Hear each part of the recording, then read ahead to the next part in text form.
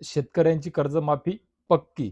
तर हो मित्रांनो, कारणच तसं आहे. कारण की 2 दिवस अगोदरपासून म्हणजे काल परवाकडेपासूनच आपण पाहत आहोत, की शेतकरी कर्जमाफीकरिता ठोस पावलं उचलण्यात येत आहेत.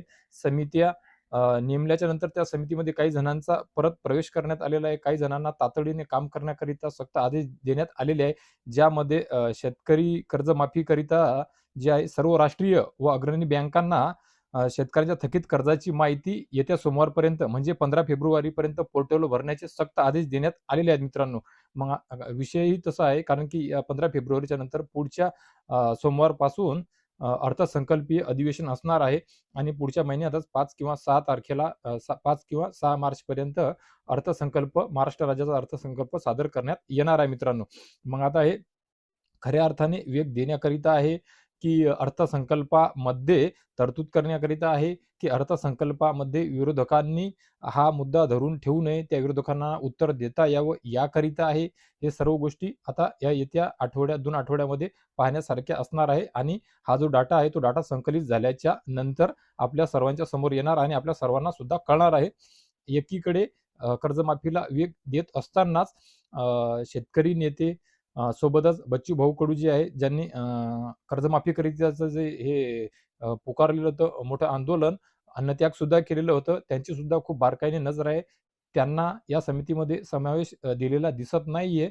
परंतु शेतकरी म्हणून, शेतकरी नेते म्हणून, नागरिक म्हणून, एक आंदोलक म्हणून लोकशाही जिवंत ठेवून, लोकशाहीचा उपयोग करून शेतकऱ्यांना कसा त्यांच्या पदरामध्ये न्याय पाडून देता येईल याकरिता सुद्धा ते म्हणजे मोठ्या ताकदीने समोर आलेले आहेत आणि त्यांचं प्लॅन म्हणजे कर्जमाफीमध्ये फसवाफसवी करण्यात आली, तारीख वाढवण्यात आली, वेळ काढूपणा करण्यात आला, असं काही सुद्धा दिसून आलं किंवा सांगितलेल्या वेळेमध्ये जर कर्जमाफी नाही झाली, तर त्यावेळेस त्या परिस्थितीमध्ये राज्य सरकारशी 2 हात कसे करायचे याकरिता सुद्धा बच्चू कडू यांच्याकडून आणि शेतकरी नेत्यांकडून प्लॅन तयार आहे. त्यांनी त्यांच्या आंदोलनाचे जे काय असतील समजा डाव-पेच किंवा 1 नंबर, 2 नंबर, बऱ्याच वेळा असते, की आंदोलनामध्ये पहिल्या दिवशी काय करायचं, त्याची तीव्रता कशी वाढवायची, या साऱ्या गोष्टी बच्चूभाऊ कडू यांनी कुठे ना कुठे ठरवलेल्या आहेत. त्यांनी सर्व काही रेडी केलेलं आहे. हे बच्चूभाऊच्या माध्यमातून सांगण्यात आलेलं आहे मित्रांनो. तर मित्र कर्जमाफीकरिता जो वेग देण्यात आलेला आहे, ती एक अजून समितीमध्ये काही जणांचा समावेश झालेला आहे. ते सुद्धा आपण पाहून घेणार आहोत आणि यामध्ये कारण या अगोदर काही काळ अंतर म्हणजे बरेच दिवस झाले तरी सुद्धा त्या कर्जमाफीच्या व्हिडिओच्या संदर्भात अपडेट देत असताना मी सांगितलं होतं किती रकाने आहेत आणि त्या रकान्यामध्ये कशी-कशी माहिती भरण्यात येणार आहे. अधिकाऱ्यांची कशी तारांबळ उडणार आहे. एवढी माहिती जमा करत असताना सुद्धा त्यांना तारेवरची कसरत करावी लागणार आहे. हे बरंच काही आपण मागच्या व्हिडिओमध्ये पाहिलेलं आहे, ज्याला बरेच दिवस झालेले आहेत. आता काल जी आलेली अपडेट आहे, त्यानुसार मी तुम्हाला सांगितलेलं आहे आणि त्यानुसार काही गोष्टी आहेत मित्रांनो, ज्यामध्ये बँकांकडून येणाऱ्या कृषी कर्जांचे विश्लेषण करण्याकरिता उच्चस्तरीय समिती नेमलेली आहे, ज्यामध्ये सहकार विभागाचे अतिरिक्त आयुक्त नागनाथ यागलेवाड, अग्रणी बँकेचे अध्यक्ष दीपक पाटील, प्रकल्प व्यवस्थापक गौरव अमृतकर, विश्लेषक गणेश लोखंडे, सहकार विभागाचे उपनिबंधक मनोहर माळी, उपनिबंधक कैलास जेबाळे व दिगंबर साळुंके यांचा समावेश आहे मित्रांनो. ज्यांचे काम आहे की बँकांकडून येणारी जी माहिती आहे, अपलोड करताना येणाऱ्या अडचणी दूर करणे आणि सरकारकडे त्याचा डाटा कमी वेळामध्ये जास्तीत जास्त लवकर कसा पोहोचवता येईल या सर्व गोष्टीवर त्यांचं लक्ष राहणार आणि ही जबाबदारी यांना दिलेली आहे. तसेच शेतकऱ्यांनी सुद्धा म्हणजे शेतकऱ्यांना सुद्धा सांगण्यात आलेलं आहे, की त्यांचं आधार कार्ड, फार्मर आयडी आणि या व्यतिरिक्त जी आवश्यक कागदपत्रे आहेत, ती सुद्धा तातडीने सेवा सहकारी संस्था किंवा जिल्हा मध्यवर्ती बँका शाखेमध्ये सादर करण्याकरिता सुद्धा त्यांना सांगण्यात आलेलं आहे. ज्यामध्ये 2021-22 ते 2025-26 या 5 वर्षांची माहिती थकबाकीदार, अ नमुन्यामध्ये थकबाकीदार आणि नियमित कर्ज भरणारे, परतफेड करणारे ब नमुन्यामध्ये असा तपशील जवळपास 15 फेब्रुवारीपर्यंत म्हणजे आता येणाऱ्या सोमवारपर्यंतच भरावा असे स्पष्ट आदेश सुद्धा देण्यात आलेले आहेत मित्रांनो.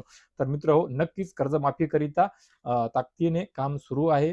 मोठ्या प्रमाणे वेग सुद्धा दिला जात आहे आणि 30 जून ही जी डेडलाईन दिलेली आहे, 30 जूनपर्यंत किंवा 30 जूनच्या आत कर्जमाफी कशी देता येईल किंवा सुरू करता येईल, कर्जमाफीची प्रक्रिया, वितरण प्रक्रिया, शेतकऱ्याला लाभ देता येईल, बँकांना तो पैसा कसा उपलब्ध करून देता येईल, याकरिता या सर्व प्रक्रियेला वेग देण्याचा प्रयत्न सुरू आहे मित्रांनो. कारण या अगोदर सुद्धा दोनदा कर्जमाफी झालेली आहे, ज्यामध्ये काही शेतकरी सुटले, काही शेतकऱ्यांना लाभ मिळाला, काही शेतकऱ्यांनी परतफेड केली, तर काही परतफेड करणाऱ्या शेतकऱ्यांना प्रोत्साहन अनुदान देण्यात आले.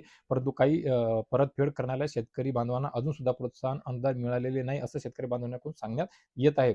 तर मुख्यमंत्री देवेंद्र फडणवीस यांच्याकडून सांगण्यात येत आहे, की ही जी कर्जमाफी असणार आहे ती आगळी-वेगळी असणार आहे. पात्र शेतकऱ्यांना येणार आहे. खूप मोठी कर्जमाफी असणार आहे. असं सर्व काही महसूल मंत्र्याकडून सुद्धा बऱ्याच वेळा सांगण्यात आलेलं आहे आणि मुख्यमंत्री महोदयाकडून सुद्धा बऱ्याच वेळा सांगण्यात आलेलं आहे.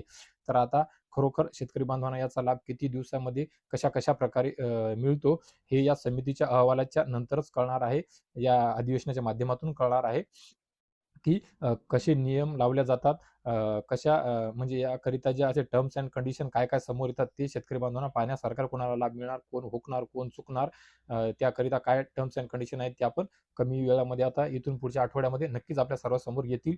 तर ही कर्जमाफी संदर्भातली जेवढी माहिती अपडेट या आठवड्यामध्ये अधिवेशनाच्या माध्यमातून आपल्या समोर येईल, नक्कीच आपलं महाराष्ट्र राज्यातील तमाम सर्व शेतकरी बांधवांपर्यंत पोहोचवण्याचा प्रयत्न करूया मित्रांनो. मी नक्कीच करेन मित्रांनो. तर मित्र आशा करतो नेहमीप्रमाणे या व्हिडिओच्या माध्यमातून कर्जमाफी संदर्भात दिलेली आशादायक, दिलासादायक एक गोड अपडेट नक्कीच आपल्या सर्वांकरिता, शेतकरी बांधवांकरिता उपयोगी ठरेल मित्रांनो. तर मित्र ज्याप्रमाणे आपण या अगोदर सुद्धा माझ्या व्हिडिओला, माहितीला, अपडेटला भरभरून प्रतिसाद दिलेला आहे, विश्वासार्हता दर्शवलेली आहे, त्याप्रमाणेच या पुढे सुद्धा आपण मला आशीर्वाद द्यावेच आणि या व्हिडिओच्या माध्यमातून जर कोणी नवीन असेल तर त्यांच्यापर्यंत सुद्धा मी पोहोचवू शकेल आणि माझी माहिती, वेळोवेळी विश्वासार्ह माहिती सर्वात अगोदर पोहोचवू शकेन. याकरिता त्यांनी सुद्धा, आपण सुद्धा माझ्या चॅनलला सबस्क्राईब करून घ्यावे, पेजला सुद्धा फॉलो करून घ्यावे, व्हिडिओला सुद्धा लाईक करून बेल आयकॉनचे बटन दाबून द्यावे आणि महाराष्ट्र राज्यातील तमाम शेतकरी पुत्रांपर्यंत, शेतकरी बांधवांपर्यंत कर्जमाफी संदर्भातली ही अपडेट त्यांना पोहोचावी, जेणेकरून ते सुद्धा अपडेट सजग राहू शकतील. काही आवश्यक असल्यास